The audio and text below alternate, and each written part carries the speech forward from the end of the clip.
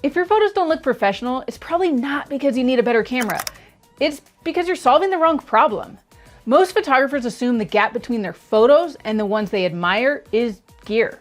Full frame, better lenses, sharper glass, more dynamic range. But when I scroll back through my own portfolio, some of my favorite images were taken on older cameras with lenses that weren't particularly fancy and at a time when I had far less experience than I do now. And the same is probably true for you. You've probably taken a photo that you still love years ago with gear that you've since upgraded from. So if it's not the camera, what is it? Because there's a difference between photos that feel professional and photos that feel almost there.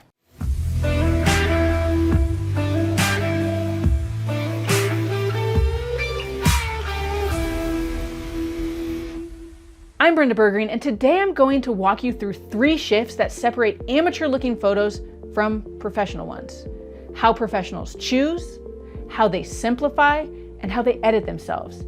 And at the end, I'll leave you with a hard truth that might change the way you approach your photography altogether. Let's start with the illusion.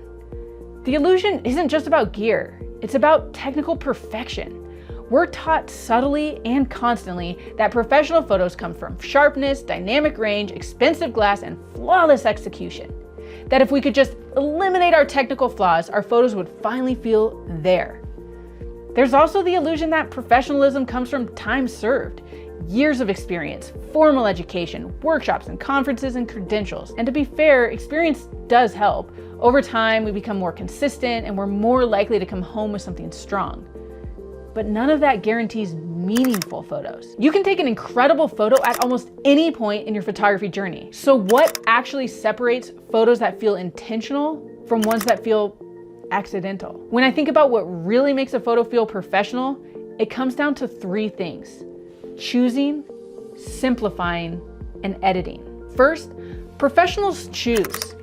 They don't hunt for good photos, they design them. Now, I'll be honest, I still overshoot sometimes.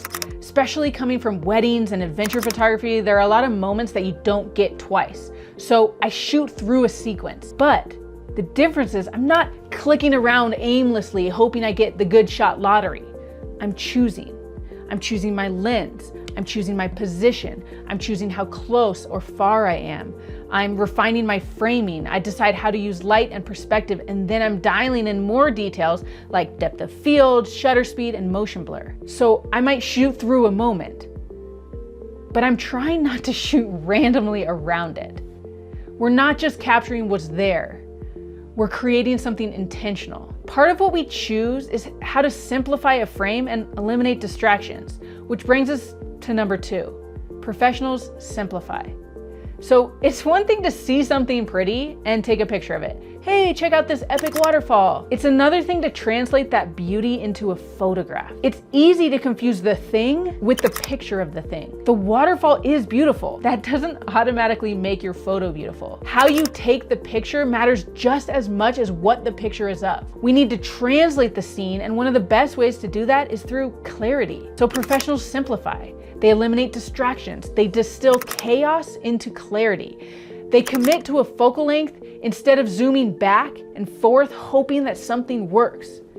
They pre-visualize how the light will shape the frame. They ask, what is this photo about? What absolutely needs to be in the frame? What needs to go? And this is where intention stops being an abstract idea and becomes practical.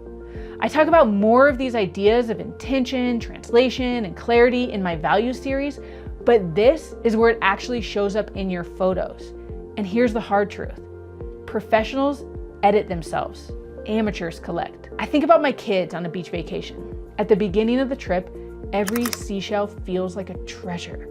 We fill bags with everything from chipped, cracked, and imperfect just because they're all new seashells and they're so pretty. But after a few days, we lay them out and we refine. Which ones are actually beautiful? Which ones are just fine? And then the next time we walk the beach, we're more selective. We've trained our taste. Photography works the same way. And go even one step further now. I want to make jewelry from my seashells or my sea glass, and only a few pieces are going to be good enough for that. So we need to curate it down even more. That's like our photography portfolio. Early on, everything feels portfolio worthy, but professionalism shows up when you start curating. when you remove the mediocre picture of a pretty thing and keep the beautiful picture of a mediocre thing, because that one took skill. That's when your work levels up. And honestly, I love beautiful pictures of beautiful things, but you get my point, right? But how do we do this? What are we missing? So there's one more layer to this. If you want to create images that feel immersive, you have to immerse yourself first. You can't translate what you didn't feel. Have an intention and a purpose. Know why photography matters to you. Then immerse yourself in life. Feel first if you want to create images that the viewer can immerse themselves in. Only then can you translate how a moment felt and make it more clear through your lighting and compositional choices. In fact, we should all move through life this way. Notice beauty, or tension, or contrast, or whatever it is that moves you, and then figure out how to communicate it. If you haven't watched my values series, I dive deeper into this there. Writers communicate through prose and story structure. Musicians use tone and rhythm. Visual artists use color and form. A painter can invent light and color from their imagination. They can exaggerate contrast, invent drama, create something that never existed. As photographers, we don't get to invent what isn't there. We have to see it. We have to train our awareness. We see light, framing, timing, proximity.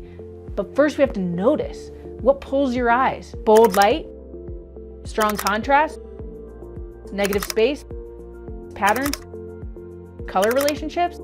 Mark and I talk about lighting when we're watching TV. We notice color and spacing when we walk into a restaurant or tour a friend's house. That awareness carries into your photography. It's a muscle and it can be trained. It's like if you're around someone who makes a lot of puns, you'll start thinking of them. If you want to buy a certain model car, you'll start seeing them everywhere. Start doing the same with recognizing the things that catch your eye. And then you can use those to translate your vision. So if your photos don't look professional, pause before you blame your camera. Ask yourself, am I choosing deliberately? Am I simplifying intentionally? And am I editing myself honestly? And then, am I translating something that I actually felt? The difference isn't your gear, it's your decisions. So tell me, what's the mindset shift that you need to level up your photos? Or where along the process are you still getting stuck? Let me know in the comments, and in my next video, I'm going to get specific about how these decisions show up when you're composing with a telephoto lens. Because the lens isn't the magic, how you use it is.